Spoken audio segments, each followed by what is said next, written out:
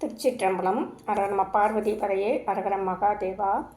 சிவமயம் சேனலில் சிவபராக்கிரமத்தில் உமேசமூர்த்தி என்னும் மூர்த்தி பற்றி பார்ப்போம்.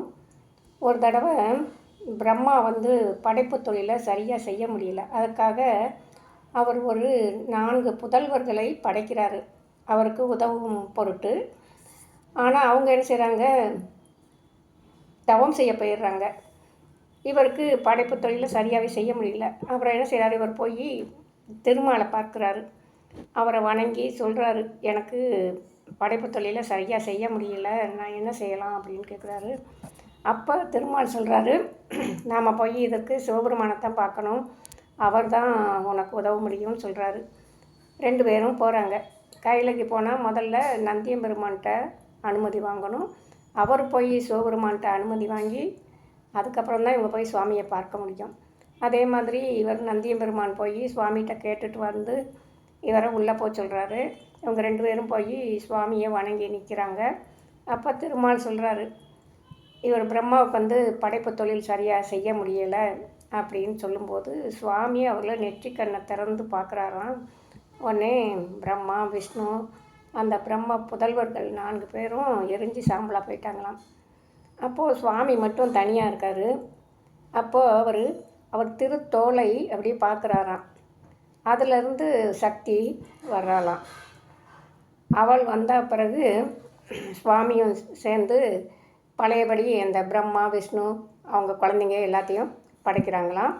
படைத்த பிறகு அப்போ பிரம்மா அவருடைய படைப்பு தொழிலை சிறப்பாகவே செய்ய ஆரம்பித்தாராம்.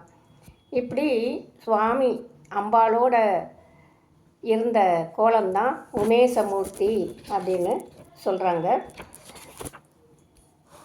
உமாதேவியாருடன் ஒன்றி நின்றதனால் உலகமெல்லாம் விருத்தி அடைந்ததாம். உலகத்தில் உள்ள எல்லா பொருள்களையும் படைத்து காத்து துடைக்கும் வகையாய் நானா பேதம் பெற்ற தமது திருவருளாகிய சக்தியை உமையம்மையாக வீற்றிருக்க கண்டு அடியார்கள் போற்றி புகழ்ந்தார்கள். இதனால் தான் இவருக்கு உமேசமூர்த்தி என திருநாமம் உண்டாயிற்று. இவ்விறைவன் முன்னொரு காலத்தில் சுகாசனத்தில் இருந்தவர். அவசரத்தில் உமா பிராட்டியோடு கூடியிருந்த திருக்கோலமே உமேசமூர்த்தி என பெயர் பெற்றது. இதுக்கு மற்றொரு விதமாகவும் சொல்கிறாங்க. இறைவன் உயிர்களின் மீது வைத்த கருணையையே பெண்ணாக்கி இடதுபுறத்தில் இருக்கச் செய்து கொண்டார் என்று கேட்கப்படுவதால் அவர் உமா சகமூர்த்தி எனவும் கூறலாம். கந்தபுராணத்தில் இதை சொல்கிறாங்க. தந்துளி ஈசன் தன்னை தனையரும் அயனுமாலும் வந்தனை செய்து போற்ற மாயவன் வதனம் நோக்கி நந்தமது அருளதாகும் நங்கையோடு இனிது சேர்ந்தாம் முந்தையின் வேதா செய்கை முற்றிடும் போதி என்றான். திருச்சிற்றம்பலம்.